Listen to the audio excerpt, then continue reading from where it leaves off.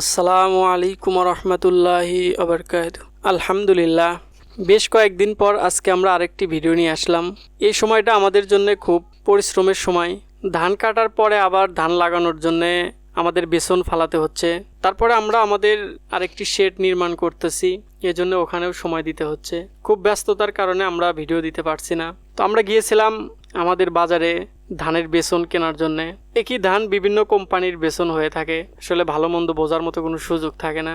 যাই হোক, আমরা কাটারি ধানের বেসন নিয়ে এসেছি। এই বেসনটি হচ্ছে কিষান শীট। আর আমাদের যেহেতু কিছু দোপা জমি আছে, সেখানে হীরা ধান চাষ করতে হবে, না হলে বৃষ্টির পানি উঠে যায় অনেক সময়। এজন্য আমরা কাটারি ধানের সাথে কিছু হীরা ধানের বীজ নিয়ে এসেছি। আসলে এই বীজ ফালানোর সময় প্রচুর পরিশ্রম করতে হয়। এই বীজগুলো মূলত আমাদের যে দোপা জমিগুলো আছে সেখানে ফালাতাম, কিন্তু সেখানে বেশি পানি থাকার কারণে আমরা সে দোপা জমিতে বেসন ফালাতে পারছি না।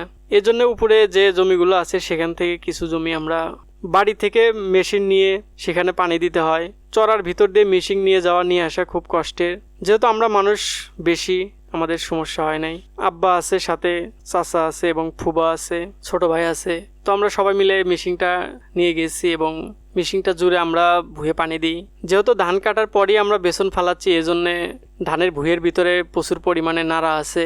তো আমরা সবাই মিলে সেই নাড়াগুলো বেছে ফেলে দিই। সবাই মিলে একটি কাজ করলে আসলে কাজের মধ্যে মজাটাই অন্যরকম। আর যেহেতু এখন আমি নিজেই 1-2 বিঘা করে জমি চাষ করি, এজন্য আমাকে একটু পরিশ্রম করতেই হবে।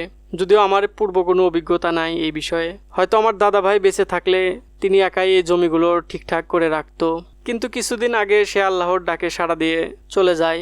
এজন্য এই কাজগুলো আমাদেরই করতে হচ্ছে। যারা আমার ভিডিওগুলো দেখেন তারা অবশ্যই আমার দাদা ভাইয়ের জন্য দোয়া করবেন। আল্লাহ তাআলা যেন তাকে জান্নাত নসিব করেন। তিনি এই মাসের 1 তারিখে মারা যান, এই জন্য আমরা আমাদের চ্যানেলে ভিডিও দিতে পারি নাই।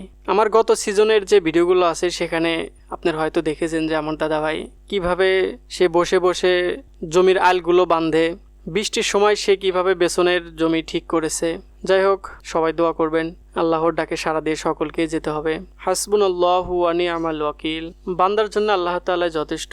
আসসালামু আলাইকুম ওয়া রাহমাতুল্লাহি ওয়া বারাকাতুহু।